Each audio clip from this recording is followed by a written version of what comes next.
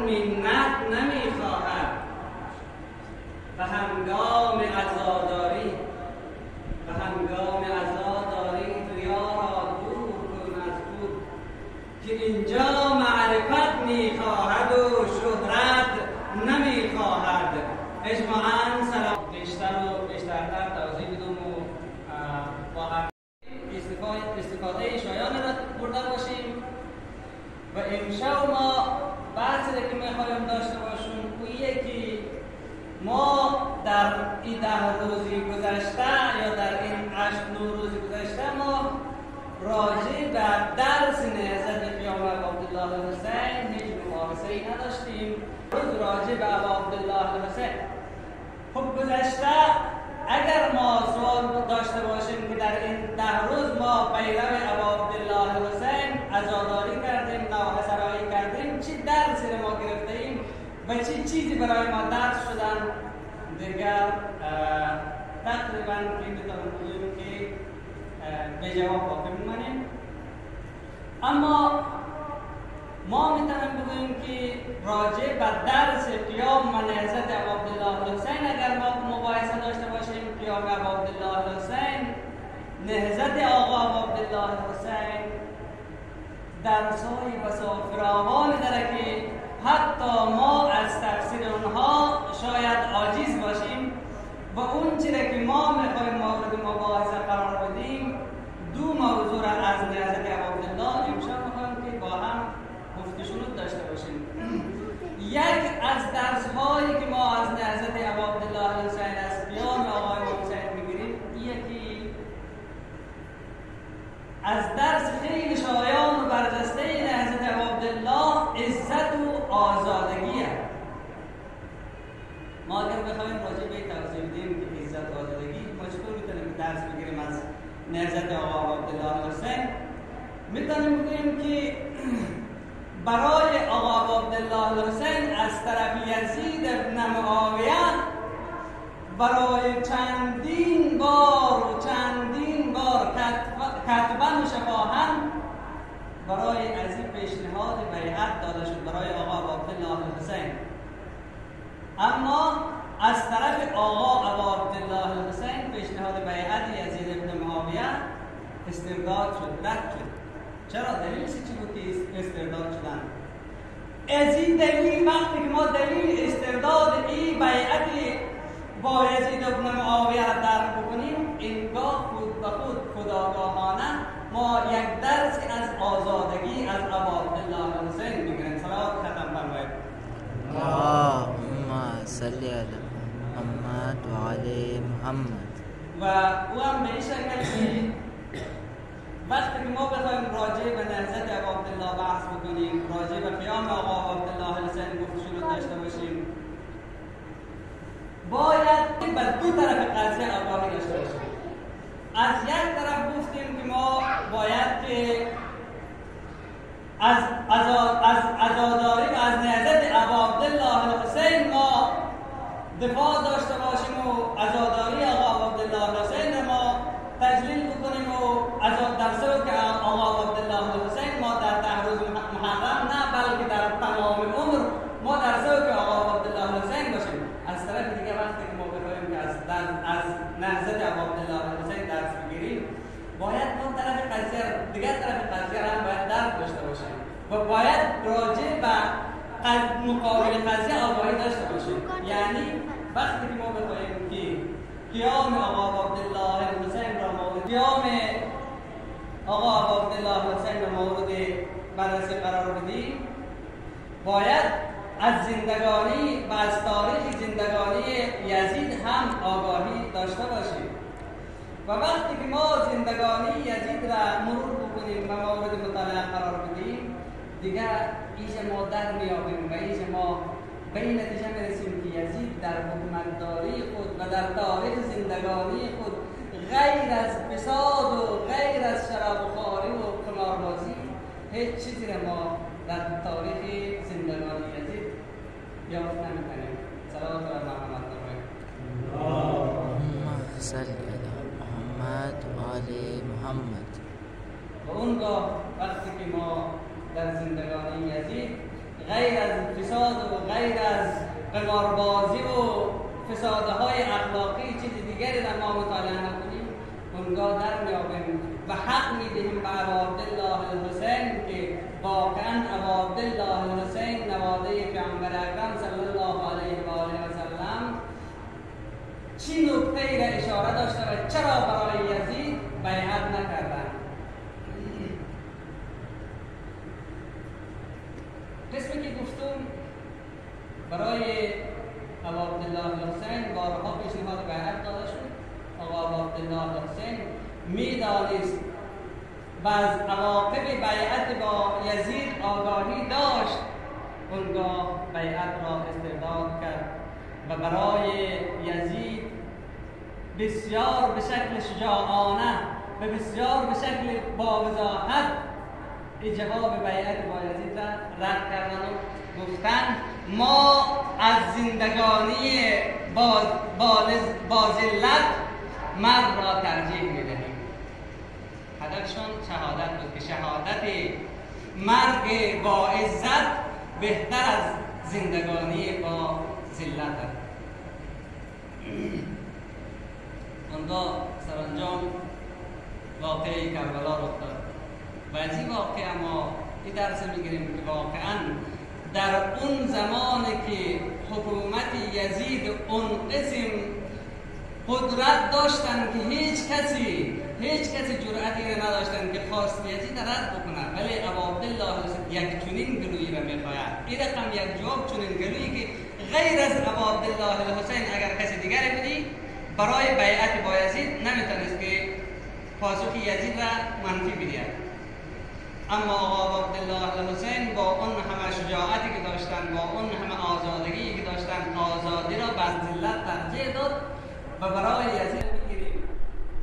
و دیگه ای که بعضا در اشتباه، البته بعضا در اشتباه به این فکر که ابا عبدالله الحسین به خاطر حکومتداری قیام کرد، راجع به این باید بگوییم که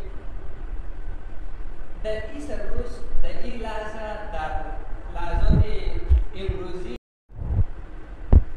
در این روزها اگر یک شخص یا یک جامعه حتی برای دفاع از حقوق، برای دفاع چه حقوق شخصی باشه یا حقوق اجتماعی باشه، برای دفاع از یک حق در مقابل باطل ایستادگی بکنه و از خود جانفشانی نشان بده یا اینه که از خودگذری نشان بده یا از مال و اموال خود به خاطر دفاع از حقوق خودگذری بکنه، در اینجا از طرف جامعه جهانی باشه یا از طرف حقوق بین المللی باشه، برای از یک امتیاز داده میشه، مدالی به نام مدال برجسته و تکستاره شجاعت برای او داده میشه. وقتی که او رقم رسید و اگر که قیام ابا عبدالله الحسین را با این مقایسه بکنیم، مسلما این سرچشمه از تمام آزاده ها بوده و به خاطر حق و به خاطر دفاع از حق بر علیه باطل از نه تنها از جان خود گذشت، نه تنها از مال خود گذشت که بل با 72 تن از یاران باوفایش در کربلا رفتن و جام شهادت نوشید که در سال 61 هجری قمری متاسفانه بعضا از شیطان صفتان و متاسفانه از زیر پرده اسلام تاریخ اسلام را لکه‌دار ساختند.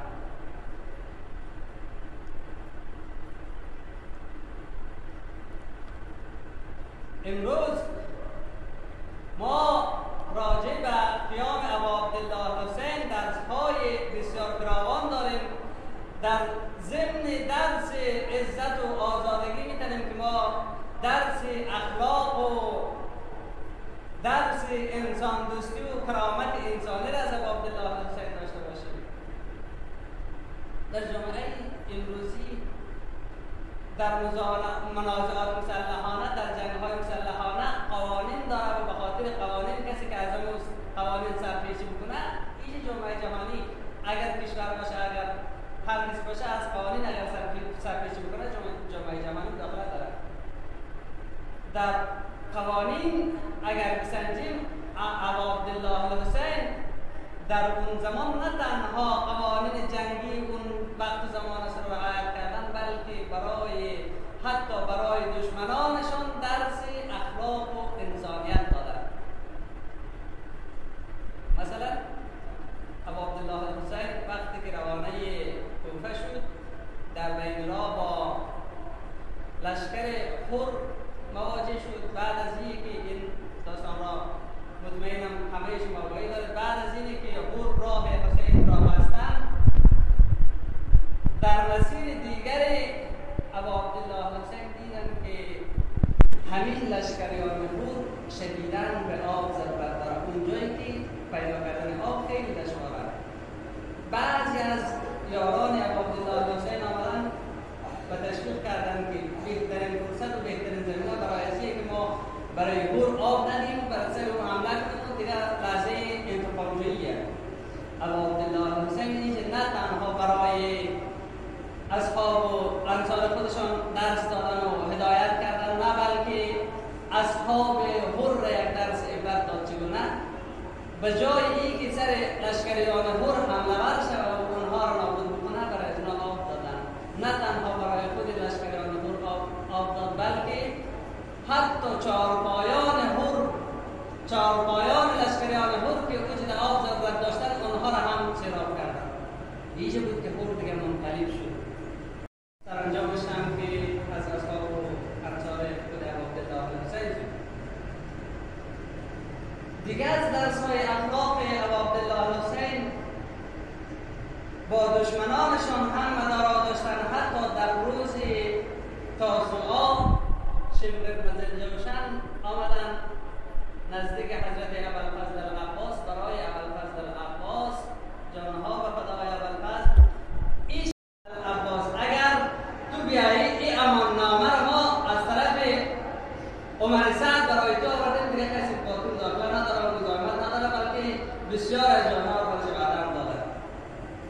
خب ایشه ابوالفضل العباس از این کارشون ایشون به زلجوشن از اقارب نزدیک مادری آقا ابوالفضل العباس هم شمر خجالت زده شد و سر به زمین افکند، به چیزی نگفت، برای جواب و پاسخ ایشون به زلجوشن نداد.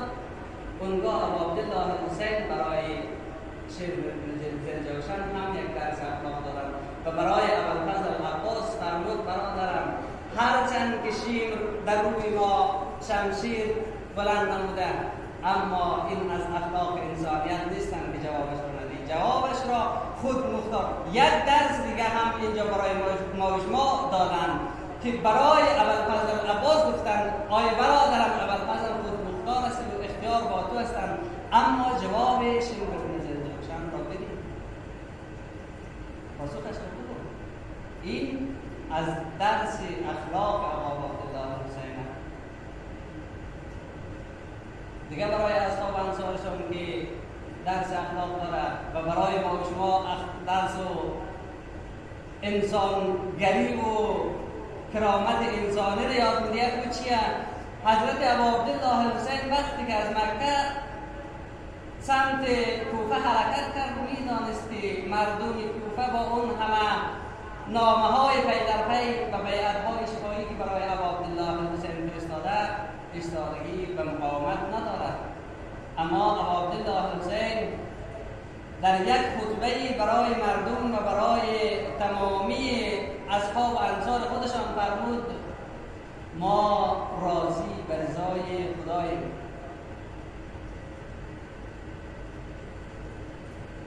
اهل بیت علیهم السلام راضی به رضای خداوند است